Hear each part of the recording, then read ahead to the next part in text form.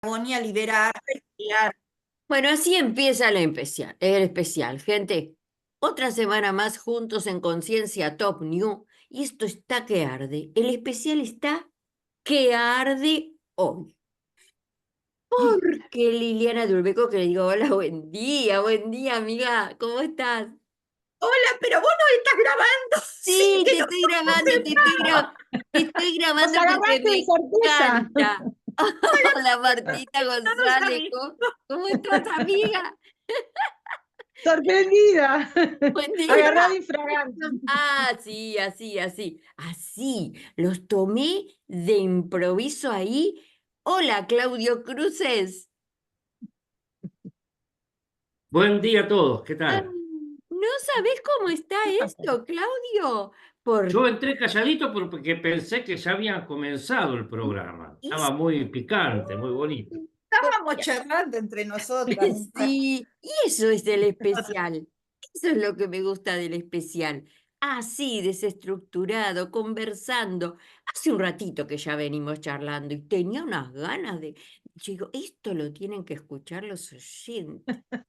Porque, bueno, primero, antes que nada, le quiero mandar un saludo, pero fuerte, pero no muy fuerte, porque tiene muchos dolores, Clelia. Y si la abrazamos fuerte, Uh, fuerte, le va a doler más. Entonces, despacito, ¿eh? Clelia, mi amor. Ay. Fuerza, fuerza, amiga, que por ahí, ¿quién te dice que después aparece? Porque la semana pasada nos pasó eso, ¿no? Que, que decíamos, Clelia no va a poder entrar y después la tuvimos y una divina. Pero bueno, le mandamos muchos cariñitos y siempre la extrañamos, es muy necesaria, tanto para el especial como para la rueda, muy querida en la Radio Conciencia Top New, Clelia Gómez. Vamos, entonces a seguir charlando, porque mi intención era conversar sobre las primeras horas y años de vida de la persona, del ser humano, cuando sale a la luz, ¿no? Esto del vínculo con la madre, eh, y luego cómo va creciendo. Y como tenemos la verdad acá a dos especialistas, ¿no? Como Marta González y Liliana Dulbeco, pero vamos a ver cómo gira este conversatorio. Porque resulta que Liliana Dulbeco recibió un libro, pero recién lo recibió, ¿eh? Le va a dar un panorama así cortito y a lo mejor en otro especial nos cuenta más. Lili, contanos un poco de ese libro que recibiste.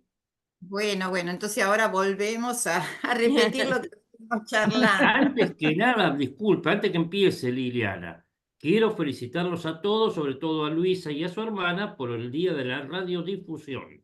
Ay, Ah, gracias. felicitación. Muy bien. Felicitaciones. ¿Y cuándo fue el día? ¿O es hoy? Hoy es Ay, el Día de sí. la Radiodifusión. Hoy que Ah, mira. estamos grabando, mirá, qué bien.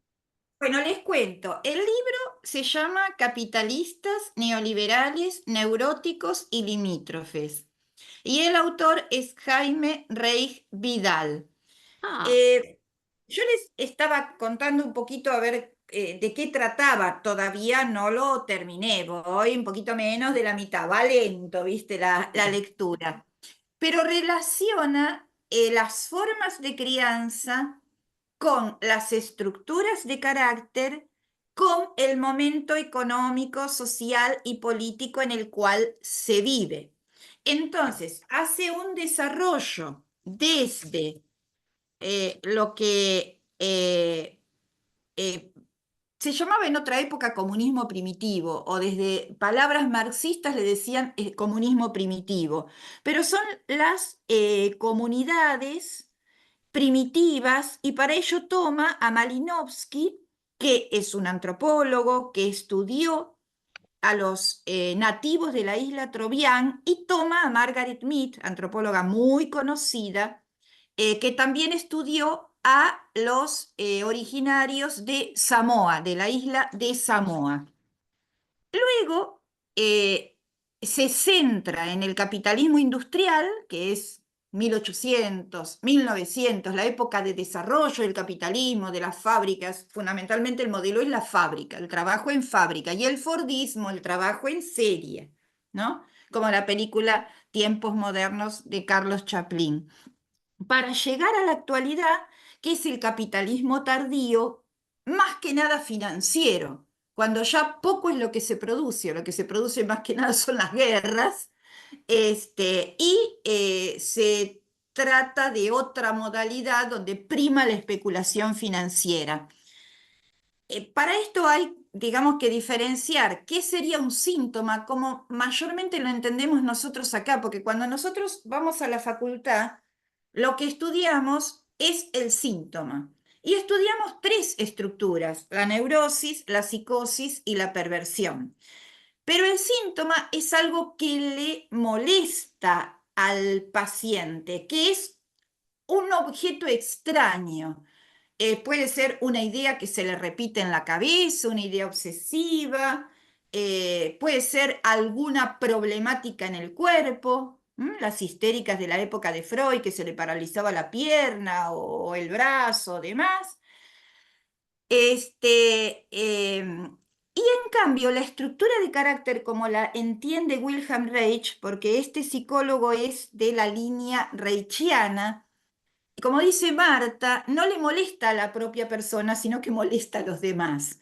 En el sentido que hay determinadas características que están incorporadas en el carácter, que es lo que los estadounidenses llaman personalidad. Bueno, a mí me está resultando muy interesante porque aparte un poco la hipótesis, que es la hipótesis reichiana, que Jaime trata de continuar, es el hecho que esa estructura de carácter es la que es útil para perpetuar el sistema económico y social en el cual estamos, en este caso el capitalismo tardío, pero que a su vez ese capitalismo reproduce esa estructura de carácter para poder continuar. Y no lo reproduce de manera directa, lo reproduce a través de las instituciones. Ese es el planteo reichiano. Las dos instituciones que analizó Reich es la familia y, bueno, podemos sumarle también la educación. Él fundamentalmente analizó la familia. Claro.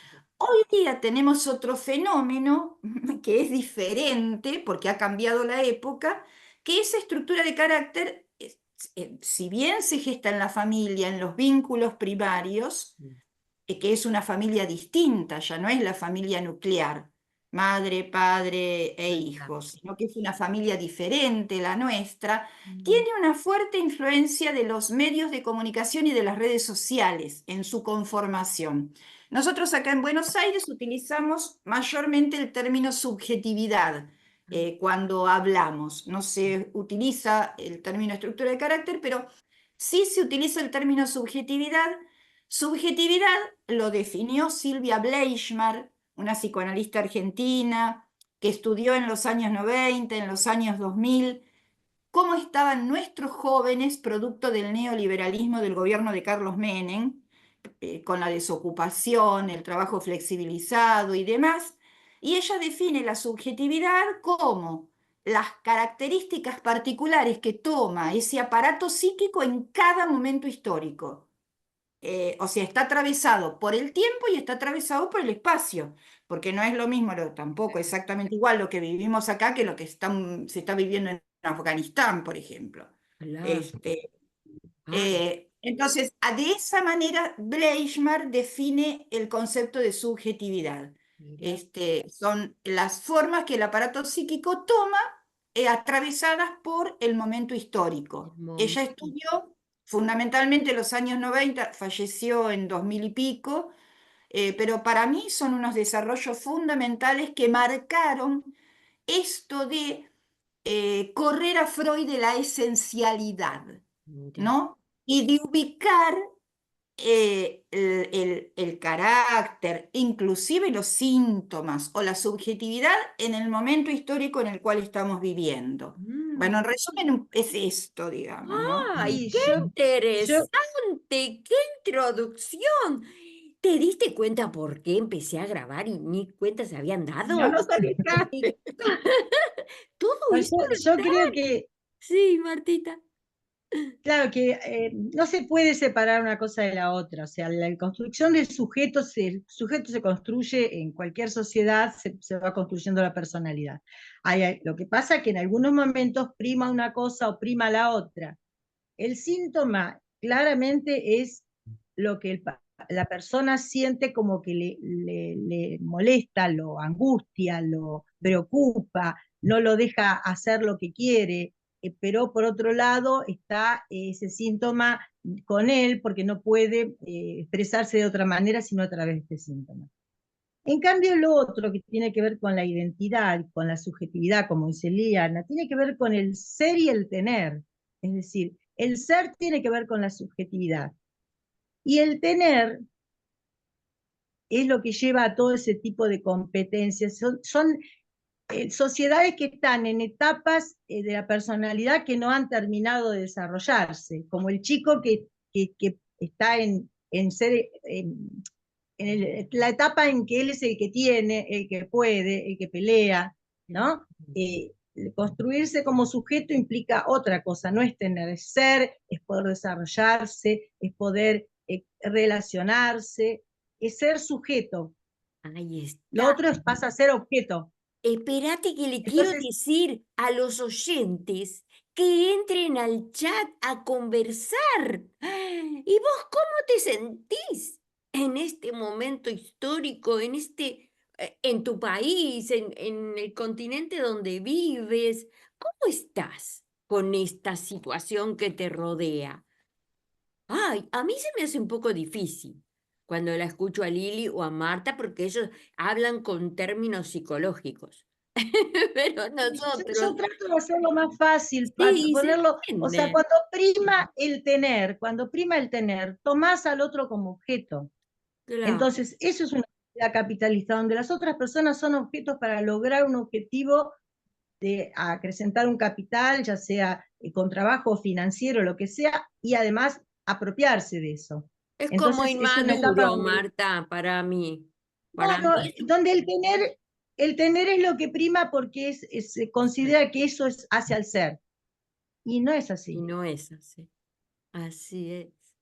Claudio, Entonces, ¿te bueno, diste cuenta cómo se vinieron las psicólogas del equipo? Está brava hoy, ¿no? Está bravo el Estamos asunto. Me bravos. gustó lo que dijo Marta de que Mm. las sociedades que priman el tener como forma de ser, no han llegado a madurar del todo o algo parecido. No dijo esas Para mí es textuales eso. palabras, pero dijo vos, algo vos- parecido. vos fijate que los capitalistas son los que compran las obras de arte, ven las obras de teatro, pero no son ellos los que son capaces de hacerlo, porque no son capaces de crear, solo de poseer, tener. Así es. Eso tiene que ver con la dialéctica del amo y del esclavo, ¿verdad? De, Claro. de que uno es el que domina, pero el dominado es el que va creciendo, creciendo, porque es el que produce y se forma una dialéctica interesante. Y eso pasa con la mamá y el bebé, que el bebé es el amo y la mamá es el esclavo. Sí, Y a medida que el bebé se va independizando, la mamá deja de ser el esclavo, ¿no es cierto, Luisa? Vos lo sabes bien. pero, siempre hay un pero, ¿no? ¿Qué pasa con eso? Porque yo, mamá, que tuve 6, así que más o menos entiendo del asunto, Te has yo esclavizado. notaba en mis bebés que aunque eran bebés, también yo, mamá, debía empezar como a acostumbrarlos a que había un orden. Eso sentía yo, por ahí estaba equivocada, ¿no? Con la No, alimentación, bueno. esto que me decía el pediatra. No sé si las cuestiones fueron cambiadas a través de la época, pero en mi época hace mucho era el bebé que debía alimentarse cada 3 horas, ¿no? Entonces, a ver, también había que realizar algo durante el día para que el bebé pueda acostumbrarse a ese ritmo, a un ritmo, ¿no? A un orden. No sé si Es que esto ese ritmo cambia. lo tiene, Luisa. el bebé lo tiene ese ritmo, él come cada 3 Sí, horas cuando es claro. bebé. Vos lo que haces es ir acompañándolo y vas viendo si podés, a medida que él va pudiendo, extender el horario hasta que se hagan las 4 horas. Pero en realidad es un trabajo conjunto entre la mamá y el bebé. No, no es que vos le pones el orden y el bebé acata, ni que el bebé te pone el orden a vos, sino que se va haciendo en forma conjunta, se va estableciendo un ritmo entre los dos. Claro, a veces pasa que a mí no me tocó esa parte, ¿no? Pero de los bebés que lloran y lloran y lloran y lloran y lloran todo el tiempo y las mamás lo dejan, que llore, que llore, que llore. A mí no me pasaba eso, yo la verdad no tenía esa Y por situación. algo llora el bebé, Luisa. ¿Cómo lo vas a Claro, dejar llorar todo el tiempo? Tratá de ver qué le pasa. claro. Eso es una dialéctica entre la madre y el bebé, es un vínculo donde se va estableciendo, donde la mamá va conociendo al bebé y el bebé va conociendo a la mamá. No te olvides que el bebé estaba dentro de la panza, no te conoce totalmente, y vos tampoco lo conoces. Eso Entonces se van, también, ambas decían algo interesante, Liliana también, es de que el amo, digamos, de esta dialéctica, no tiene la capacidad de crear, entonces compra, ¿no? Fíjate, el otro día, no sé quién, porque yo no sé mucho de fútbol, pero un jugador de fútbol decía, bueno, ya que quieren la sociedad anónima de los equipos de fútbol, dejen a estos equipos que sigan siendo clubes y armen ustedes su propio club sociedad anónima y, bueno, el maldito, el comunista, el degenerado, ¿por qué? Porque ellos no porque podían ellos crear, no pueden no son crear. capaces, Entonces tienen que no son comprar. capaces. Claro, Claro, a mí, claro, no ¿sabés son qué me hizo pensar cuando Martita nos dijo eso? En los verdaderos artistas. Yo veo que los verdaderos artistas están como en otra dimensión, digo. No piensan en el capaces. dinero que va a valer su obra. En cambio, el otro, el que compra porque no puede crear, pero el verdadero creador está en otra dimensión. Es lo que veo yo por la Claro. gente que conozco, ¿no? A eso yo les Es que reconozco, por ejemplo, a mi papá y mi mamá. Eran grandes artistas. Mirá la obra de arte que hicieron. Marta, y si nos contás, porque Marta estudió todo el desarrollo de los bebés, ¿no? Sí. sí. Si nos contás para la audiencia cómo es ese desarrollo en los primeros años, que es tan fundante, ¿no? Que no siempre, o sea, la mamá no es en realidad la mamá, es una función materna que es la función de cuidado, de contención, de protección. La puede ejercer cualquiera, el papá, un grupo inclusive, la abuela, el tío, ¿no? Ujú. Es una función, lo mismo que la función paterna, no es exactamente el papá, lo puede ejercer una institución, otra persona, o un tío, o bueno, o una abuela. Y Es también importante eso. me gustaría que nos diga el papel del papá. ¿Es verdad que el hombre se pone celoso cuando nace la criatura? Porque la madre, claro, es toda madre bebé, y el hombre se siente Y si, desplazado. Todo eso creo. si el hombre no sabe, perdón, si el hombre no sabe cuál es su función, no la tiene clara, le puede pasar eso. Porque en realidad la función del padre es sostener a la madre cuando la mamá está sosteniendo al bebé. Porque como está sosteniendo al bebé, necesita mucho la ayuda de su pareja. Entonces, si el papá no comprende que su función es sostenerla a ella y empieza a competir con el bebé y se pone en el lugar del bebé, se arman los grandes líos. O sea, es que son funciones que cumple cada uno para que el bebé pueda desarrollarse. Entonces, el papá Hay en un muchos primer... mitos griegos que hablan de eso, ¿no? Del, del padre que mata a su hijo, del hijo que quiere matar a su padre. Claro, Ahora, yo porque quería hacer eso, una pregunta a Liliana cuando dijo esto de las funciones, que creo que se basó en lo que dijiste vos, Marta, en una charla. sí, Vos sabés que a mí siempre me molestó eso que dicen, yo soy papá y mamá a la vez, ¿no? Ahora, si es nada más que una función, una mujer puede ser padre y madre a la vez, pero a mí nunca me gustó. claro, es una función, pero es más complejo el tema, porque una cosa es el sostén de la criatura, el ir alimentándola, criándola. Y otra cosa es la identidad que va construyendo. Para eso también influye en la función que cumple cada uno también, ¿no? ¿Con quién me identifico? Si tengo 80 madres y 80 padres que me atienden, va a ser más difícil la identidad que si tengo una mamá y un papá bien definidos. Porque la identidad va construyendo en el vínculo. Ujú. Qué interesante eso, ¿no? Claro. Porque Vieron que aquí en Argentina está aceptada la adopción monoparental. Y en este caso, cuando una señora, vamos a poner el caso de una mujer, puede ser un hombre también, adopta sola a un niñito, esa función a veces sí es externa, pero a veces también tiene que ver con la postura de la mamá. Si es una mamá claro, que devora a ese niño, que lo único que existe en la vida es la relación con ese niño, entonces ahí no hay una función paterna. Pero cuando la mamá va a trabajar, mira para otro lado, el claro, bebé se queda con la niñera o se queda con la abuela o va unas horitas a la guardería, esa es la función paterna. La función paterna es la función de corte, de separar esa claro. diada unida entre la mamá y el bebé, hacer una cuña y llevar a ese niñito a la individuación y a la cultura, Pero ¿no? para que Es eso pase, tiene que estar en la cabeza de la mamá. Eso tiene que estar en la cabeza. Es decir, la mamá tiene que tener en su cabeza un padre o un otro que Ujú, cumpla, que sea sustituto de ella cuando ella no está, o que la colabore con ella. Por eso lo que vos decís es importantísimo, Lili, porque si la madre no tiene en la cabeza a un padre,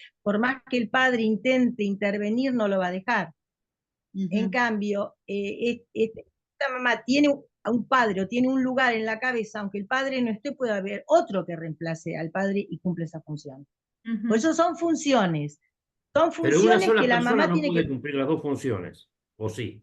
Sí, en un punto sí, siempre hay apoyos externos, porque vos te apoyás en el objeto. A ver, está lo simbólico, que es que, como dice Marta, la señora tiene en la cabeza un lugar en la cultura para su hijo y que no es solo para ella, no es un objeto totalmente único para ella.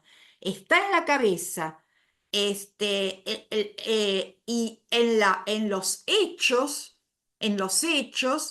si está en la cabeza, esa función va a recurrir a la guardería, a la abuela, al tío, a la señora que lo cuida, a la niñera. Claro, Claro. obviamente tiene que haber personas externas que ayuden en esto, Me haces ¿no? pensar, Lili, Pero en la función básicamente, de la escuela muchas veces, que nos ha Exacto. pasado, yo como directora mucho tiempo, ¿no?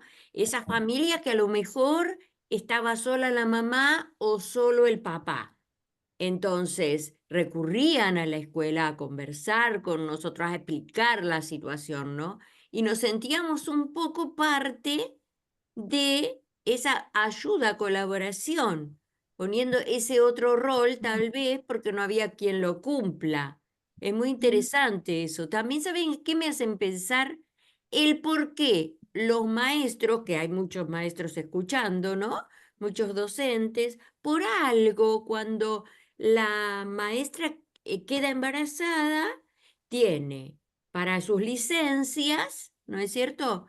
Después del séptimo mes y luego una vez que la criatura nace, son 3 meses para amamantar. Y luego, porque ahora tal vez cambió, pero en mi época lo que se llama el destete, ¿no? Que, bueno, ya no se le da más el pecho a la criatura.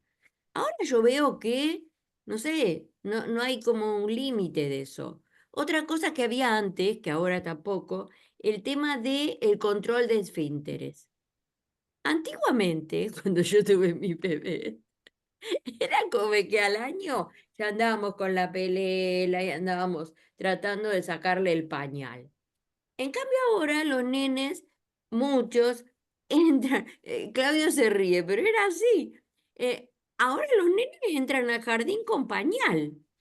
Antes no, salvo, o sea, a los Porque van 3 años. chiquitos, entran antes, Luisa, son muy chiquitos. El Ah, tema es lo mismo que el amamantar y el control de esfínteres, se da en un vínculo. Hay una maduración de cada chico, todos no maduran a la misma edad, hay cuestiones emocionales y hay cuestiones de hábitos entre la mamá y el bebé. Entonces, no todos los chicos son iguales. Por ejemplo, mi hija más grande dejó la teta sola, se sacó el pañal porque no lo quería más. En cambio, la más chiquita me costó porque tardó más tiempo, no quería dejar nada.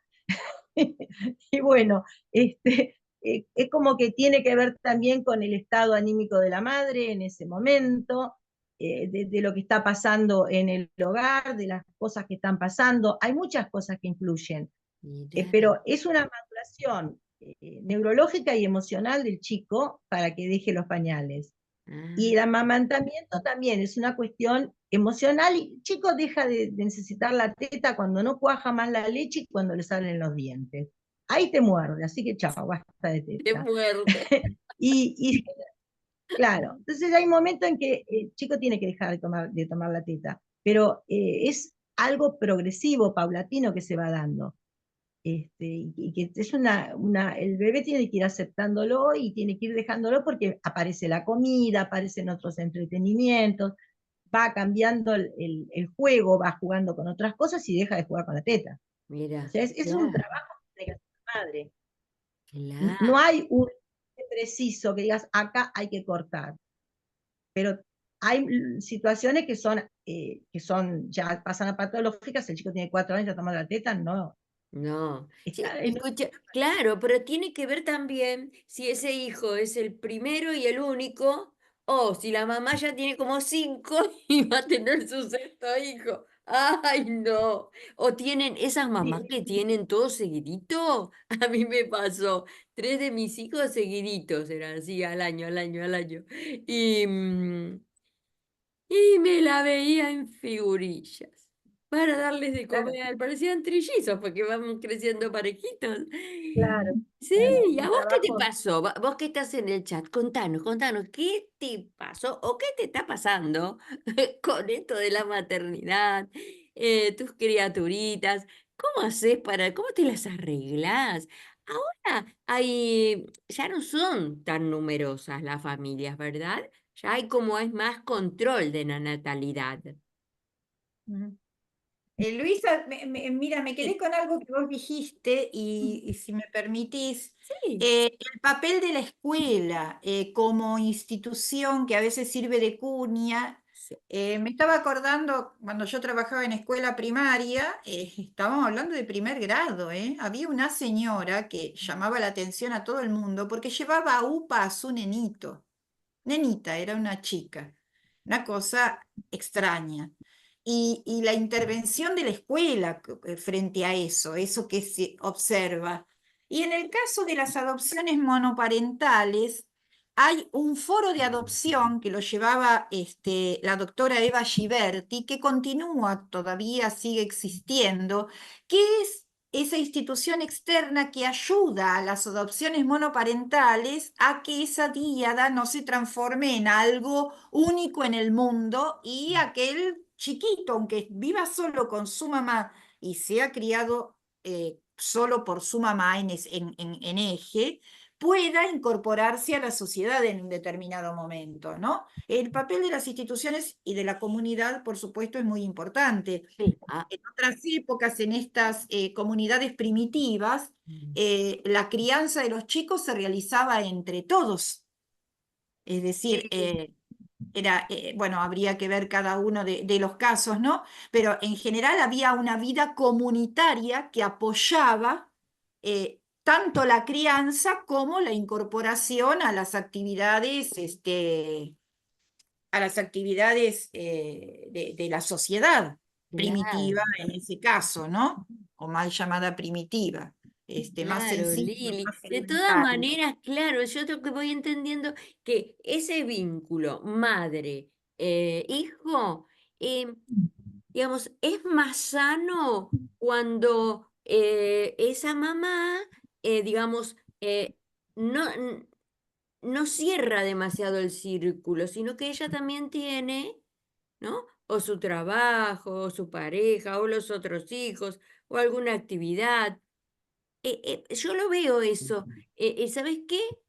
Se me ocurre los hijos de los maestros. Los hijos de los maestros. A mí me pasa con eso que los veo como más creativos, más desinhibidos, como más libres a otros chicos que han sido únicos hijos con un círculo muy cerrado, ¿no? Digo, es lo que pienso ahora. ¿Mm? Hijo de Bien, maestro está acostumbrado a compartir la madre con un montón de niños. O sea, claro, generalmente la mujer que es docente, yo tengo la costumbre de tomar a todos como si fueran hijos, me siento responsable, estoy pendiente de lo que les pasa, he llevado chicos que no eran hijos míos con mis hijas de vacaciones y yo estaba pendiente como si fuera la mamá, que es lo que me decían mis hijas, no, yo acá estoy yo, no está la madre, soy sustituta, me tienen que hacer caso, listo, ya está, ¿no? O sea, no hay vuelta. bien, Entonces, eso por otras mamás no hacen eso porque no se animan, porque no pueden, porque, como me decía una persona, y yo no sé, no se animaba a tomar decisiones sobre otro hijo porque, de otra persona porque no sabía cómo hacerlo. Nosotros estamos acostumbrados a manejar chicos y que los chicos nos obedezcan y a explicarles las cosas para que las claro. entiendan. Entonces nuestros hijos están acostumbrados, Sí, lo ven mire, como raro. quiero en este programa, en esta otra parte, también que hablemos de los abuelos. ¿Cuál es el papel de los abuelos en esta crianza? Sí, aunque, disculpame una cosita, ¿no? Sí, Perdón, dos cosas. Una, vamos a salir de tema. Me parece que Marta es la hora de salir y volver a entrar, como hicimos el otro día, porque yo ya no te escucho. ¿Te acordás que, ay, este, sí, ¿Sí? sí, sí, ¿te acordás que la Dígame, vez pasada saliste y volviste a entrar y empezó a andar mejor el teléfono? sí, cierto, acá que el cierto. pelotudo. El viejo truco que tenemos El con viejo truco. Martita. No, pero aparte de eso, de la familia, hay que ver el entorno social cómo interviene en todo esto, ¿no? Y yo quisiera que me hablen ustedes que saben de eso, porque por varias razones. Yo les voy a dar dos ejemplos.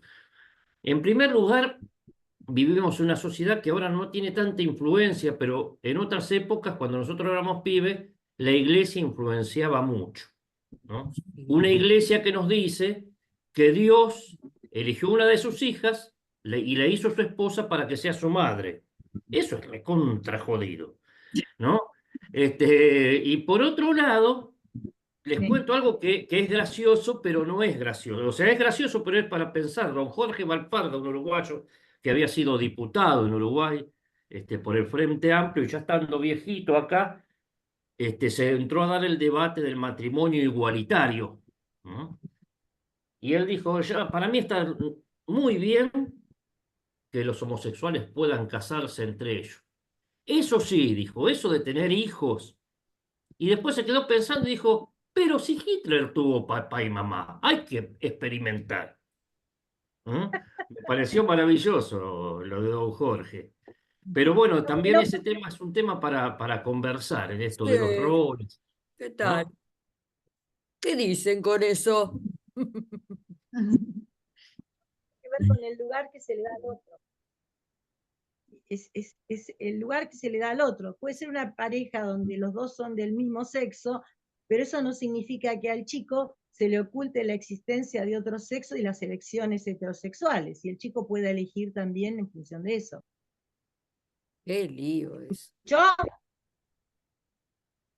¿Y vos qué ay, no pensás? me contesté. Y porque ahora, Yo no sé, ahora tenés que salir, pero lo que pasa es que Marta González no se quiere perder nada, ¿entendés? Entonces, pero como el teléfono empieza a andar mal, ahora en un ratito la tenemos de vuelta. Esto es el especial, gente. Hablanos en el chat. Mira todos los temas que sacamos. Algo nos tenés que decir. ayudarnos con este especial que se nos fue de la mano. El especial hoy se nos fue de la mano. ¿Viste, Luisa, cuando vos decías que cuando tus hijos eran chiquitos, al año te indicaba, porque todas estas indicaciones las da el pediatra, ¿no? Ujú. Que el control de esfínteres Sí. tenía que realizarse al año y demás. Ujú. Y que ahora la situación cambió, que tal vez se prolonga más, que en algunos jardines a los 2 años permite que los chicos vayan con pañales, otros no. Otros en Capital ¿Verdad? les dicen que ya tienen que ir sin pañales. Ujú. Pero bueno, estas formas de crianza determinan cómo va a ser ese carácter de esa persona y va cambiando con las épocas esto, ¿no? Determina cómo va a ser su personalidad. Claro. De hecho, me acuerdo que Freud tiene un texto que se llama El carácter anal. Fue uno de los primeros que analizó cómo esta modalidad de crianza tan estricta en la época victoriana, con respecto a la limpieza y al control de los esfínteres, determinaba algunas formas, algunas características.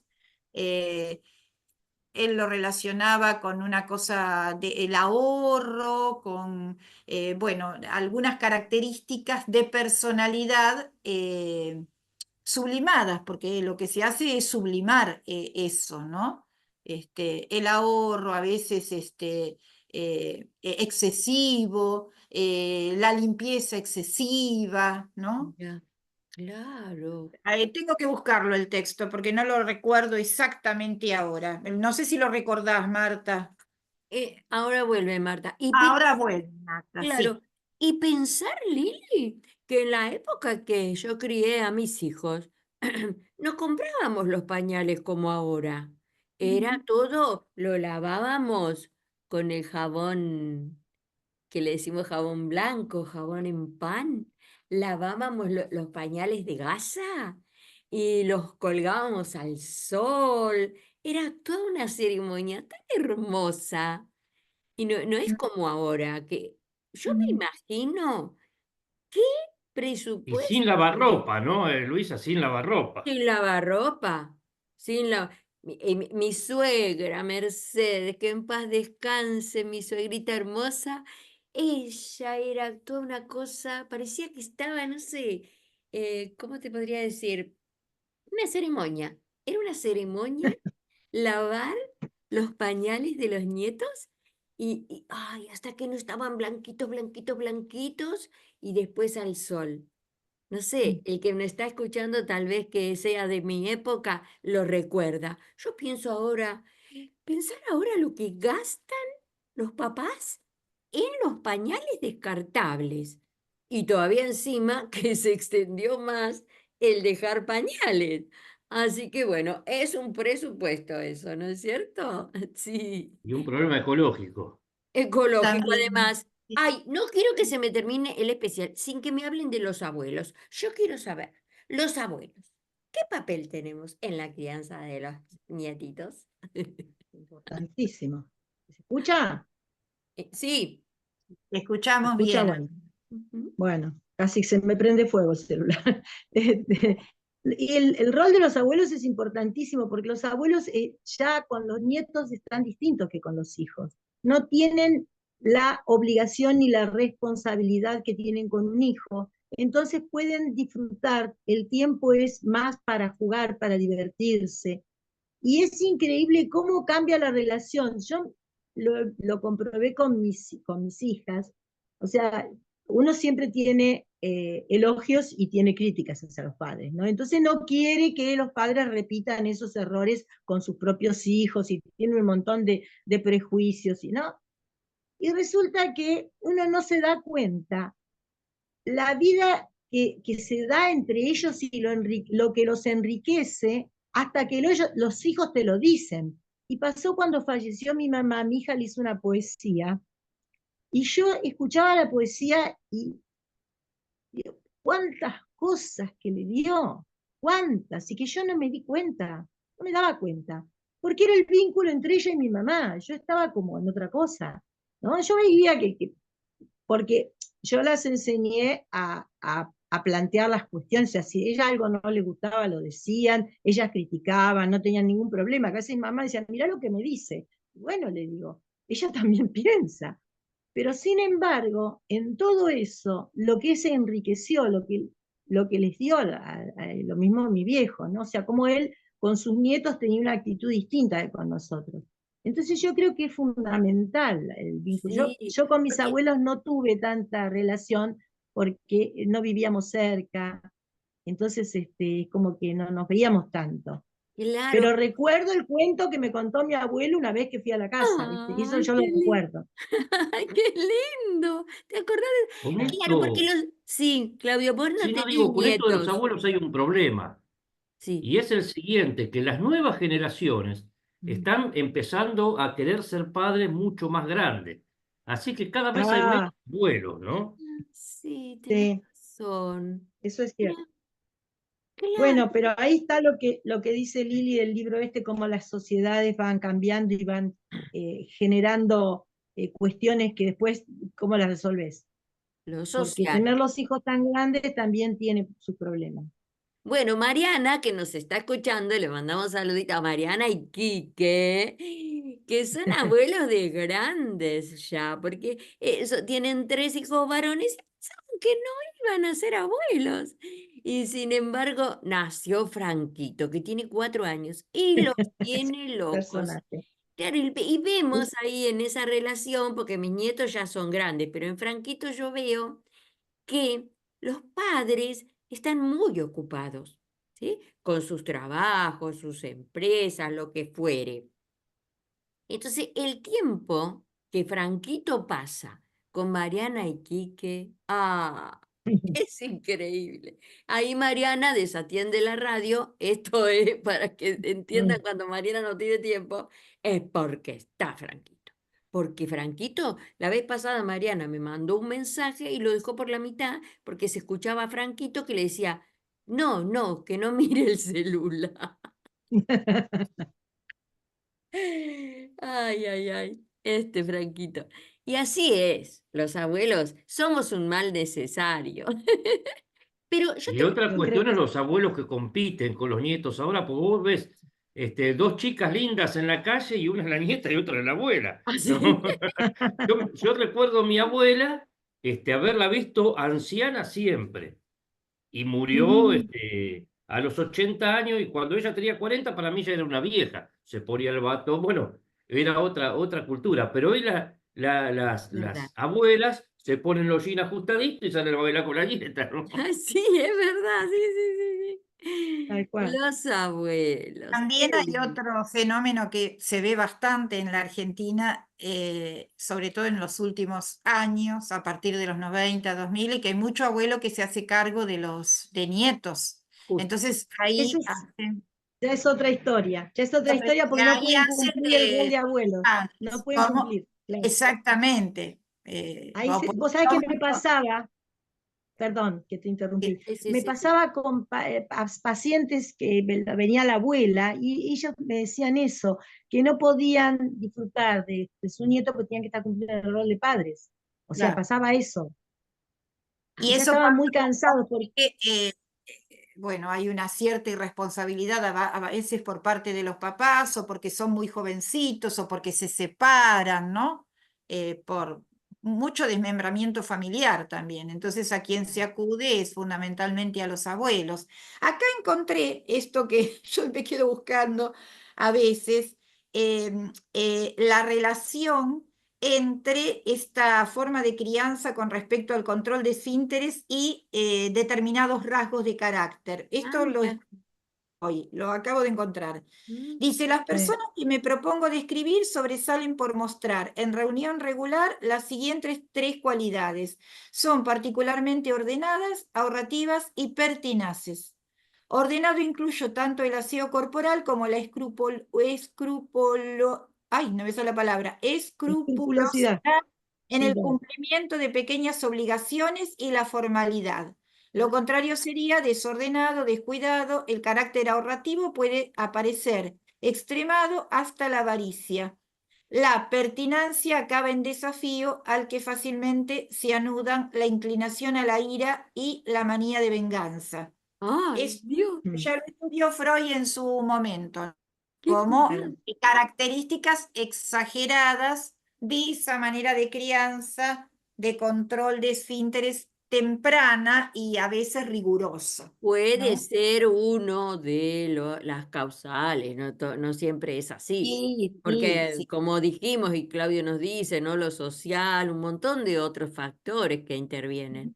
Ahora, yo en estos minutitos que nos quedan, quiero, digamos, que marquemos bien esto del abuelo que tiene que cumplir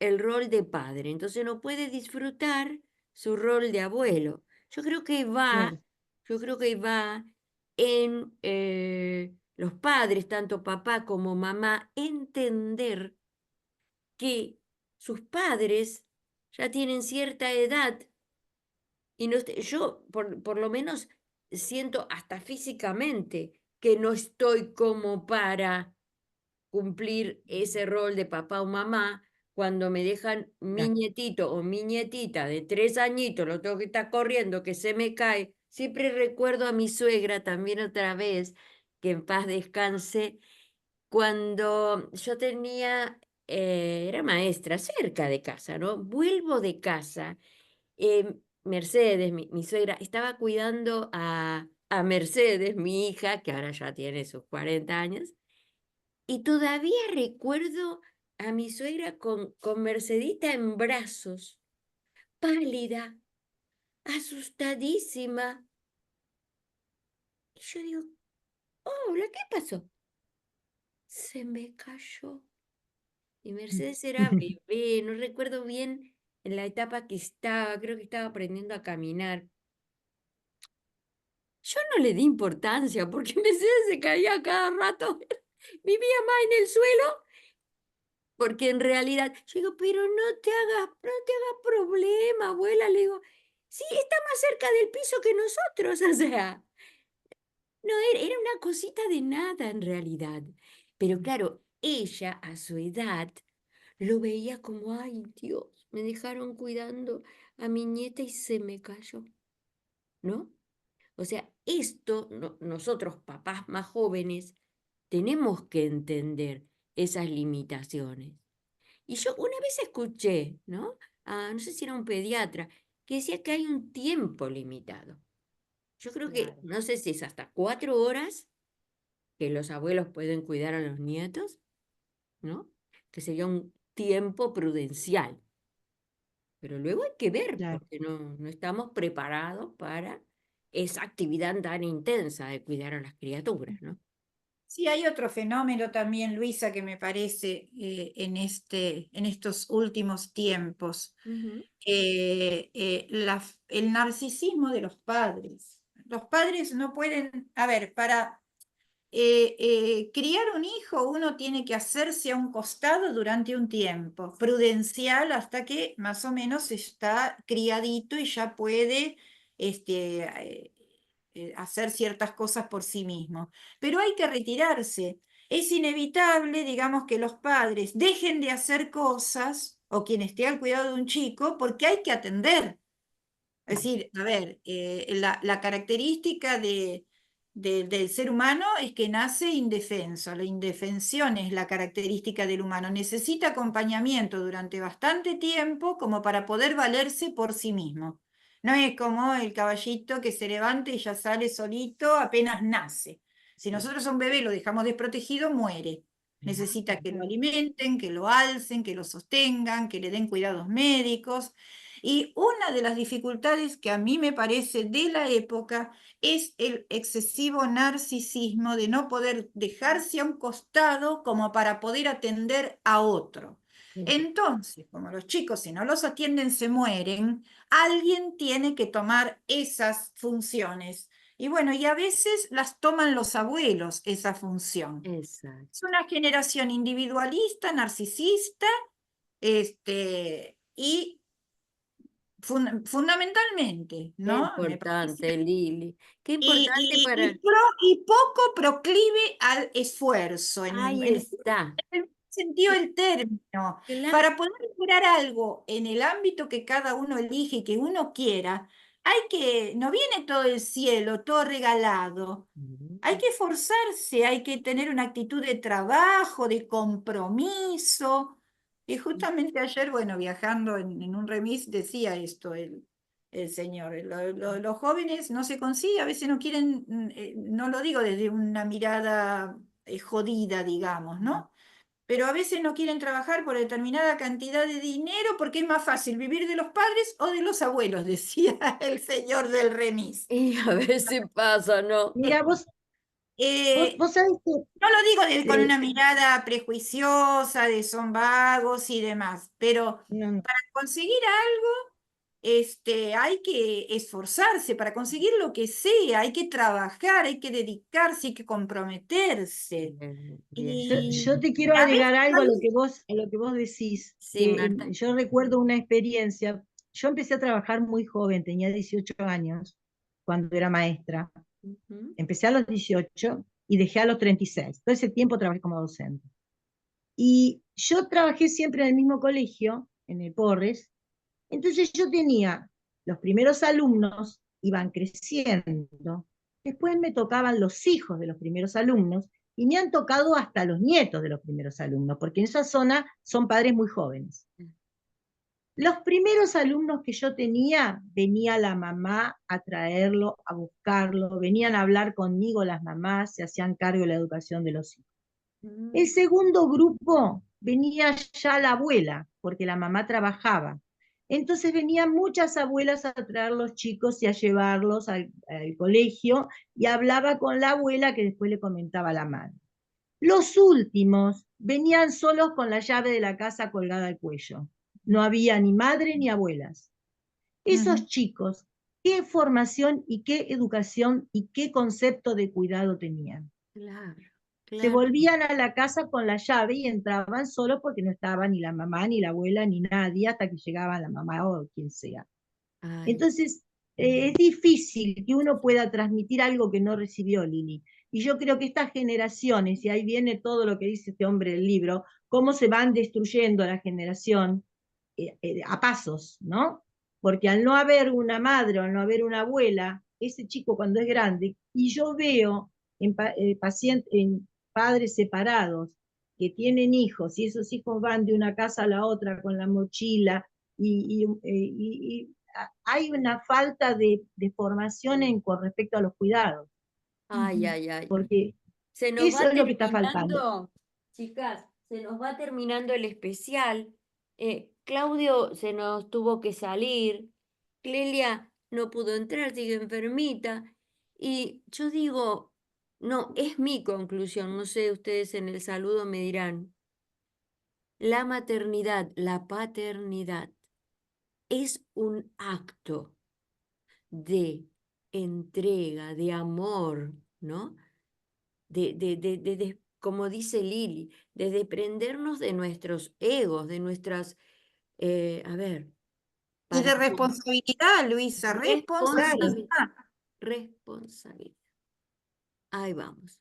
Yo Que creo por que suerte hoy puede acotarse por la anticoncepción gratuita y el aborto, que tenemos la ley, esperemos que no la toquen, y se puede elegir en la actualidad, ¿no? eh, Si uno quiere asumir eso o no, no es obligatorio, no es obligatorio. Puede no querer, no poder, no tener ganas, ocuparse de sí mismo, vivir para sí mismo y punto. y punto.